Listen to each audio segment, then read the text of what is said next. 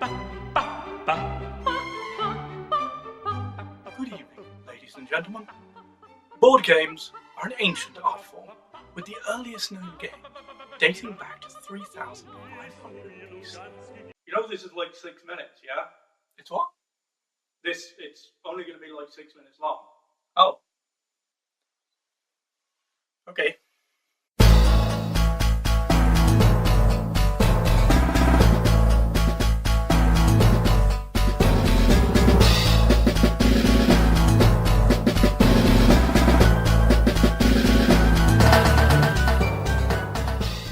Pandemic Rising Tide is a standalone reimagining of the hit cooperative board game Pandemic. But rather than seeking to cleanse the world of deadly viruses, the players must work together to protect the Netherlands from water? And rather than playing the world's finest scientific minds, they must take on the role of civil infrastructure officials? Look, we'll circle back to this. The aim of the game is to build 4 hydraulic structures spread across the map by collecting the appropriately coloured cards. At the same time, you must control the water levels and prevent too many regions from flooding. Each turn, water flows from the sea into the unprotected coastal regions, and long-standing protective dikes start degrading. Every so often, a storm will hit a random location, causing massive destruction and potential chain reaction floods. To mitigate the damage, players must travel across the Netherlands pumping water, building docks and windmills, and shoring up dikes, all while trying to collect enough cards to build a hydraulic structure. The pace is fairly relaxed to begin with, but once the storms start hitting and water starts flowing in every direction, things quickly escalate to unmanageable levels. So, why water control in the Netherlands? The original game was all about working together to counter an ever-growing, ever-evolving organic threat, a deadly combination of logistics and damage control. Fail, and thousands of people die of deadly diseases. I mean, sure, water infrastructure is probably important, but it's not like edge-of-your-seat apocalypse stuff, right?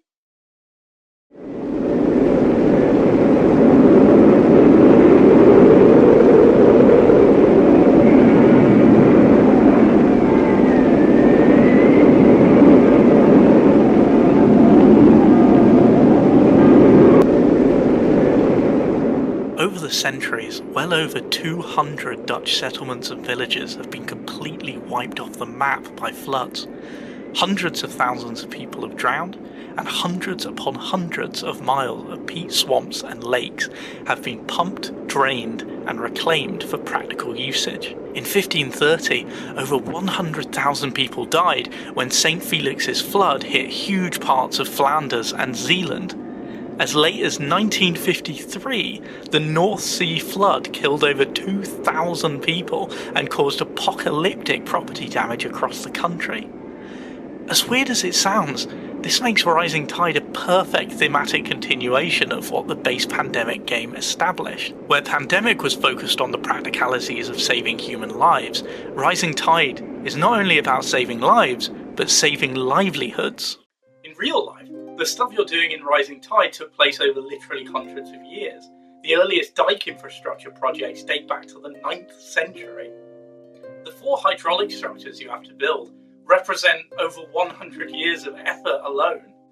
The Afslaapdek was constructed in 1932, and it turns a massive section of inland sea into a freshwater lake. The Deltawerken is a massive construction project that started in 1953 and wasn't finished until 97. And the 2 river projects, the Romp de Voer Rivière and the... Oh, come on! Normaliseringswerk. Yeah, that. The former was finished only recently, and the latter is still under construction. This stuff is so important in the Netherlands, even had its own system of regional government. The water boards, or waterschappen. Historically inspired board games are nothing new. You can claim a medieval empire in Carcassonne, construct an 18th century penal colony in Island Fortress, or awkwardly sidestep the writings of a delusional racist in Arkham Horror. Seriously though, why is everyone in this game white? But for most games like this, the historical bit, it's just set dressing. It's a fun background detail that gives the raw mechanics a sense of cohesion, but you're not really going to come away having learned anything. Games like Rising Tide though, they're different.